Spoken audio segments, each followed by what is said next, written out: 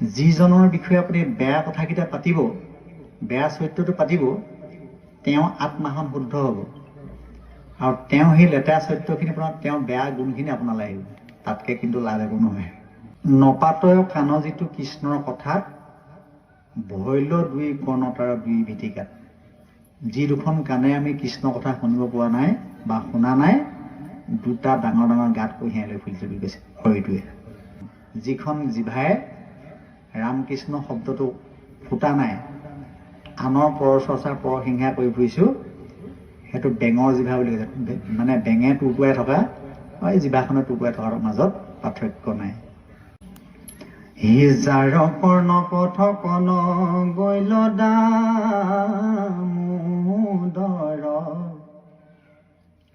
কুকুৰ সদিশ সিটো নিগত পামৰ।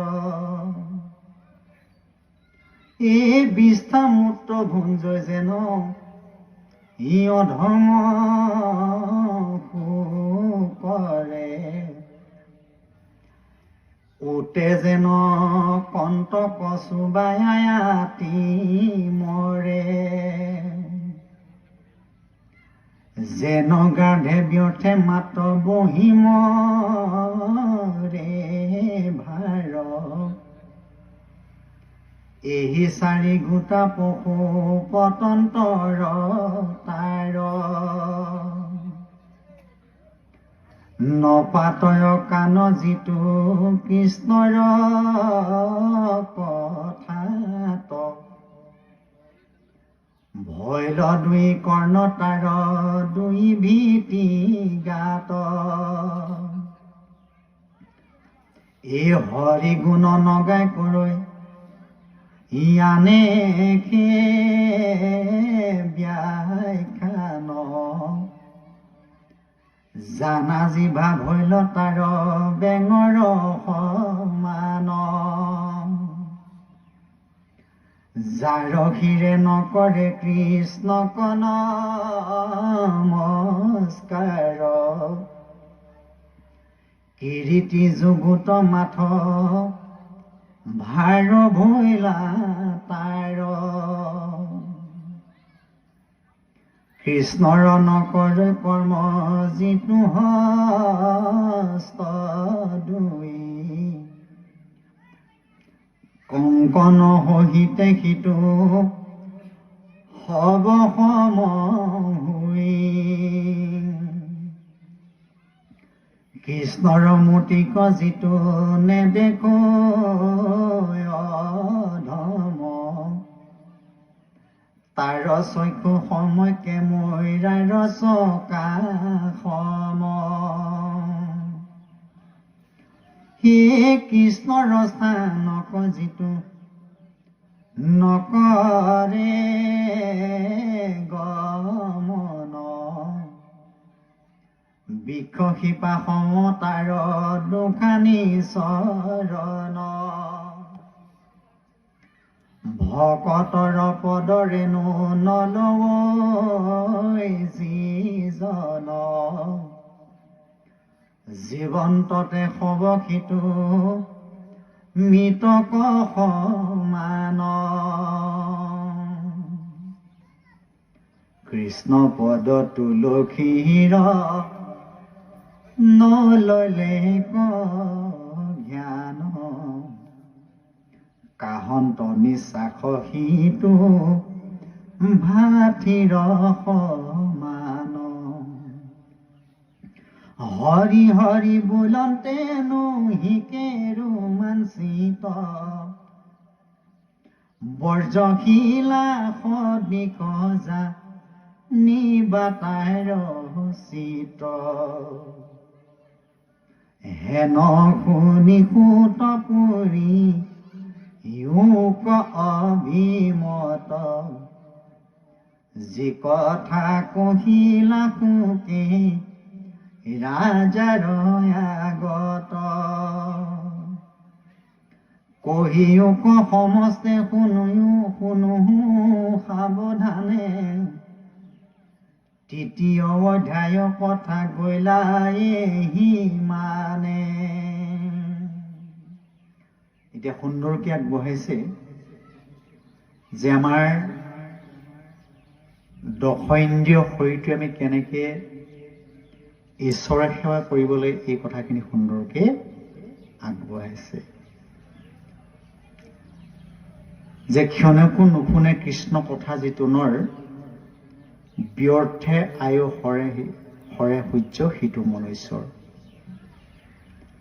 যে যিসকলে ৰামকৃষ্ণ নামটোৱে এবাৰ দিনটোত লোৱা নাই সেই দিনটো বিঠাত গৈছে যেনেকৈ এটা ষাঁড় গৰুৰ শিঙত এটা সৰিয়হ গুটি দি দিলে যিমানকণ সময় ৰয় সিমানকণ সময় যদি দিনটোত আমি কৃষ্ণ শব্দটো উচ্চাৰণ কৰিব পাৰোঁ সেইদিনা আমাৰ পুণ্য হয় বুলিছে গতিকে সিমানকণ সময় হ'লেও আমি কৃষ্ণ ৰামকৃষ্ণ নামটো ল'ব লাগে তাতকৈ বেছিয়ে ল'ব লাগে কিন্তু কমকৈ সিমানকণ সময় ল'ব লাগে হেন জানি কৃষ্ণ কথা সংসাৰতে সাৰ কহিউক হৌক আয়ু সম্ফল আমাৰ এতিয়া যিমানবিলাক সাৰ বস্তু আছে এই সাৰ বস্তুবিলাকে হৈছে কৃষ্ণ কথা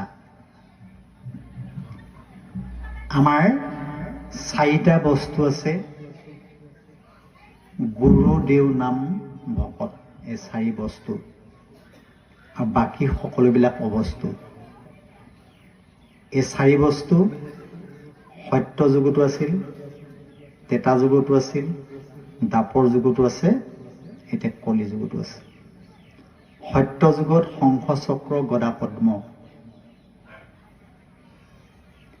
তেতা যুগত ৰাম লক্ষ্মণ ভৰত শত্ৰুঘ্ন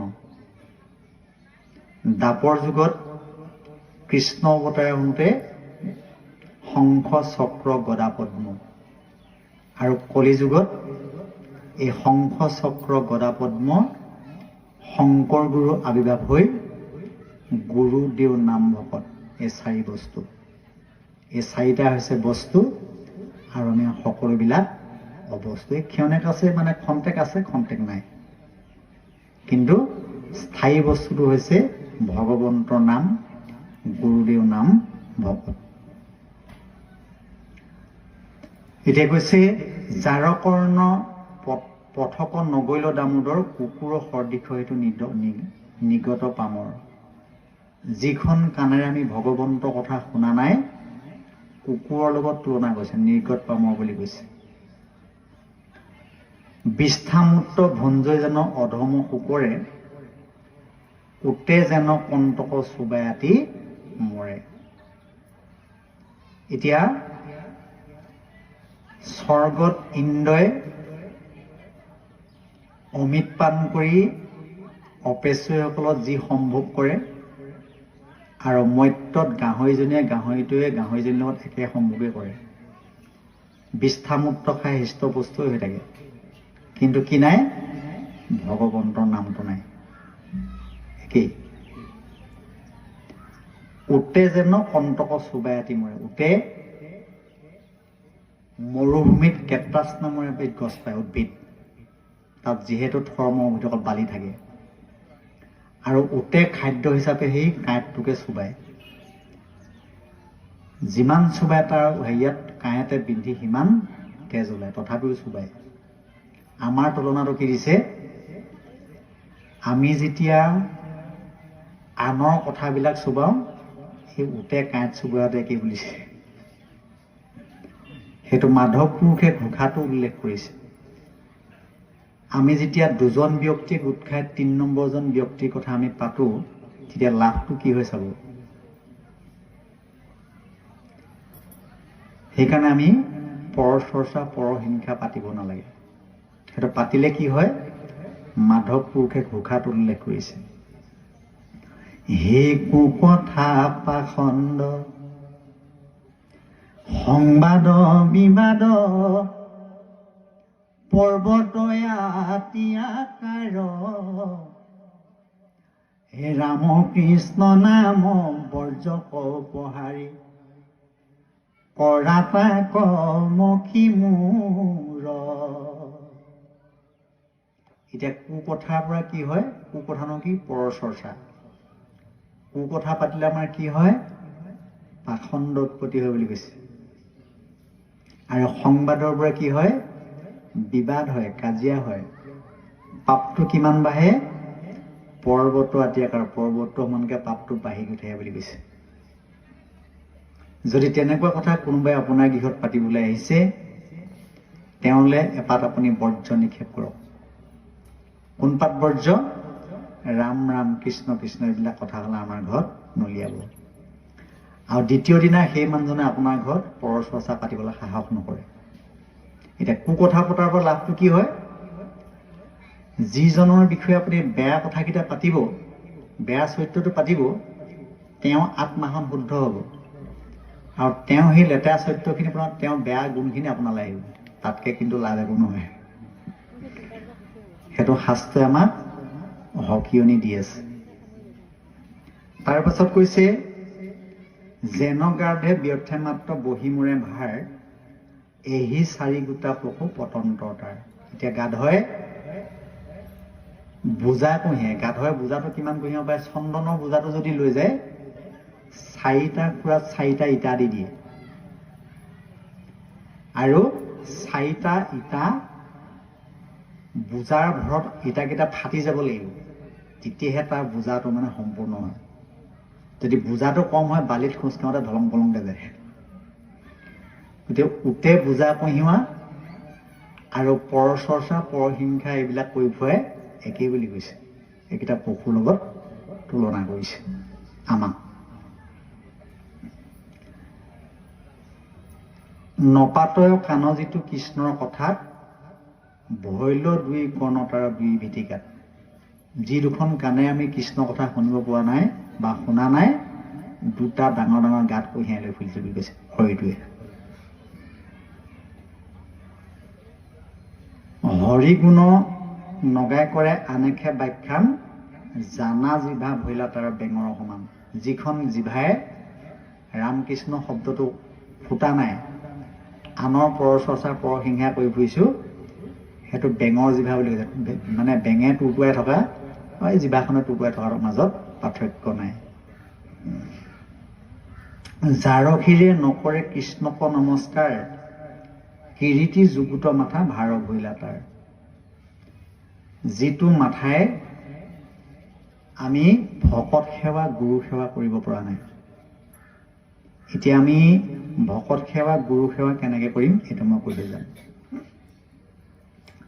যিডোখৰ স্থানত ভগৱন্তৰ গুণানুকীৰ্তন হয়, আসন প্ৰতিষ্ঠা থাকে, য'ত ভকত বহি থাকে, তাত আহি পেলাই আমি সেৱাভাগ কৰোঁতে শিৰটো মাটিত স্পৰ্শ হ'ব লাগে। মাটিত শিৰটো স্পৰ্শ হোৱাৰ লগে লগে মাটি গেছটো মূৰত সোমালে মূৰটো ঠাণ্ডা হয় প্ৰথম, আৰু দ্বিতীয়তে সমস্ত ভকত ভগৱন্তৰ চৰণত শিৰ থোৱা হয়। আমি এই সেৱাভাগ তেনেকৈ কৰিব লাগে। কৃষ্ণৰ নকৰে কৰ্ম যিটো হস্ত দুই, কংকন সহিতে সিটো সব সম হৈ। এতিয়া আমি কৃষ্ণৰ কৰ্ম কৰিবলৈ কৈছে। কৃষ্ণ কৰ্ম কোনবিলাক? আমি ৰাতিপুৱা শুই উঠি গা পা ধুই, গুৰুগী চাফ চিকুণ কৰি, সাৰি পুচি মুচি, ধূপ ধূনা জ্বলাই প্ৰাৰ্থনা ভাগ কৰালৈকে এইটো হৈছে ঈশ্বৰৰ কৰ্ম। এতিয়া যিসকল বাপে আসন প্ৰতিষ্ঠা কৰিছে, লেপি কুচি লৈছে স্থানডোখৰ, মাহ প্ৰসাদ ধুই শৰাই প্ৰতিষ্ঠা কৰি নামষাৰ গোৱালৈকে, এইখিনি হৈছে ঈশ্বৰৰ কৰ্ম। এই দুখন হাতেৰে সেইটো ঈশ্বৰৰ কৰ্ম কৰা বুজাইছে।